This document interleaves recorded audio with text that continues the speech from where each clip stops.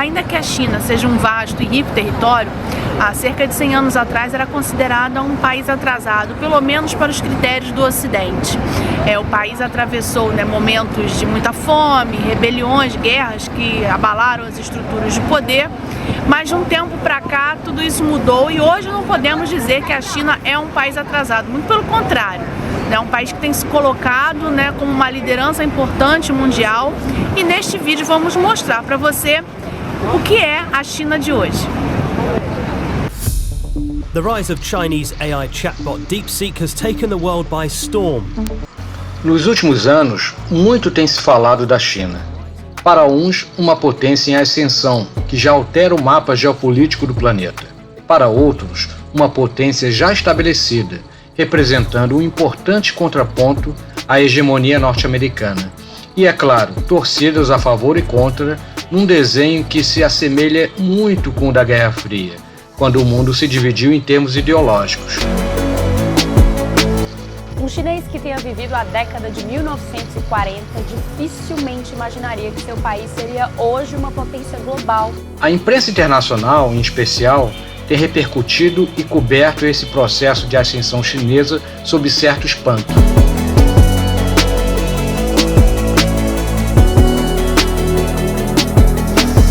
Afinal, como pode um país que esteve sob forte atraso econômico ter se transformado tão rapidamente?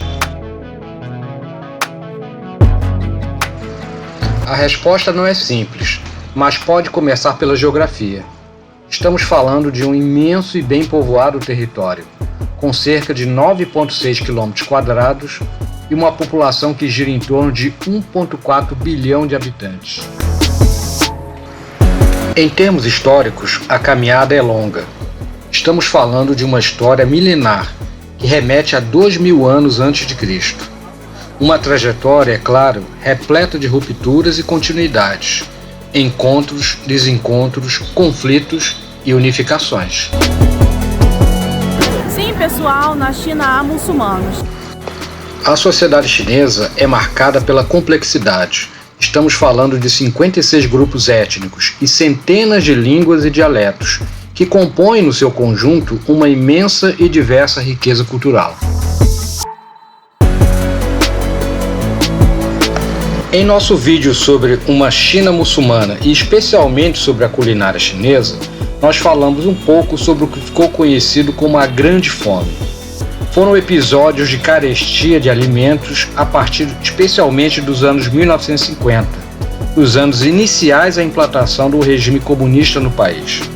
Para vocês terem uma ideia, se imagina que cerca de 36 milhões de pessoas morreram de fome no início da segunda metade do século passado. A fome, como dissemos naquele vídeo, tem a ver com vários fatores, não só apenas com a implantação do regime comunista. Tem a ver também com décadas anteriores de como era a configuração da China naquele momento.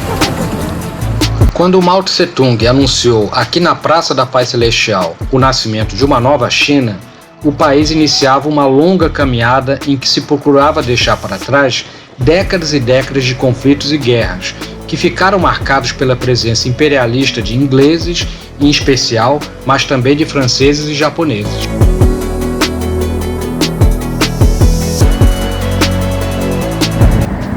Para vocês terem a ideia da importância desse lugar para a China moderna, foi aqui que em 1º de outubro de 1949, Mao Tse-tung vai fazer um pronunciamento que daria início a uma nova China. A discussão em torno da figura de Mao Tse-tung, e em especial sobre a experiência comunista chinesa, costuma ser bastante acalorada. Se for possível ter uma posição razoável, diríamos que os resultados dessa experiência são controversos. De um lado, se avançou no processo de autonomia política e unificação do país, bem como se pode também identificar importantes avanços sociais com a melhoria das condições de vida da população. Por outro lado, o processo de coletivização agrícola, somado a fatores conjunturais, como questões de ordem climática, produziram também, contraditoriamente, fome em grande escala. Além disso, o culto à personalidade e a perseguição de oponentes políticos podem ser igualmente mencionados como fatores negativos. Após a morte de Mao Tse-tung em setembro de 1976, a China começou um profundo processo de reforma política e econômica. Sob a condução do presidente Deng Xiaoping, o país saiu de um comunismo centralizado, então implantado pelo próprio Mao Tse-tung, para o chamado socialismo de mercado, ou, segundo outras leituras, um capitalismo de Estado, ou seja, o que podemos ver ainda hoje.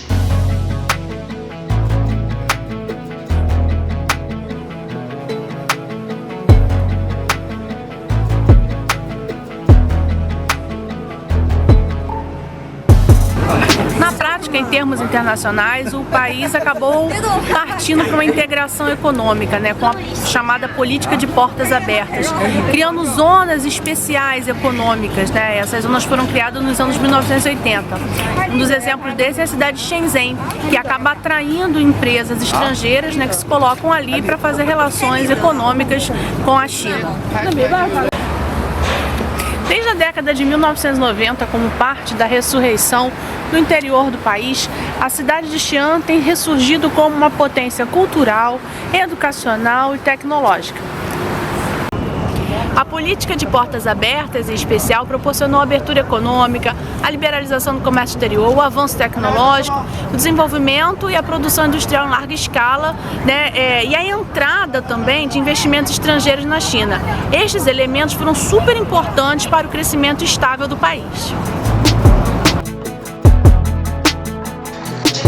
Os números da economia chinesa sempre impressionam, mesmo hoje, quando não operam na mesma escala de anos atrás.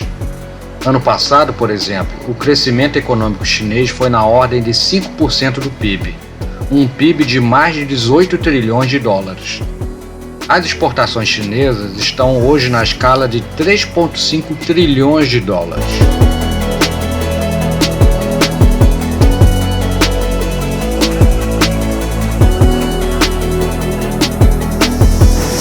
O fato é que nos últimos 30 anos temos observado o grande desenvolvimento da China, tanto do ponto de vista socioeconômico quanto com suas relações com o exterior.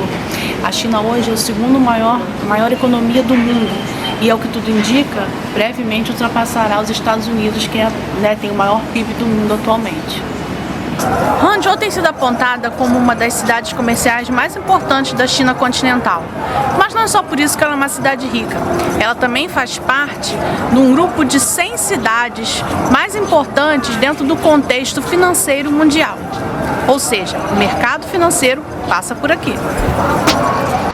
Algo nos faz pensar que aquela imagem do comunismo, típica da Guerra Fria, não corresponde mais à realidade. No mínimo, não estamos falando mais do comunismo, pelo menos como ele era pensado. Os tempos mudaram. A China, ao longo de sua história, aliás, tem sempre demonstrado capacidade para encontrar a sua própria maneira de conduzir as coisas, de modo que o comunismo chinês nunca foi igual ao praticado na União Soviética, por exemplo. Poderíamos dizer o mesmo com relação ao capitalismo? O desenvolvimento do capitalismo na China também seria de um novo tipo. Um desenvolvimento em que o capital se encontra atrelado ao Estado. Este promoveria e regularia o desenvolvimento, ou seja, se formos ensinados a pensar o Estado como um problema, nele os chineses encontraram uma solução. Pudong é um distrito novo aqui de Xangai, começou a se expandir na década de 1990 e é o centro financeiro de Xangai, que se encontram grandes empresas, continua em expansão. E como aqui tudo é grande, também as maiores torres e edifícios estão deste lado da cidade. A imagem de cidades iluminadas e tecnológicas, sem dúvida, produz um grande fascínio. Há, aliás, hoje em dia, praticamente um fetiche em torno das tecnologias. Mas precisamos reconhecer que não necessariamente elas dão conta de nossas necessidades. E mais, não se imprime uma estrutura de desenvolvimento desta magnitude sem problemas. A degradação ambiental e o controle político são um deles. Esperamos que não só os chineses, mas o conjunto da humanidade saiba produzir soluções para lidar com estes desafios.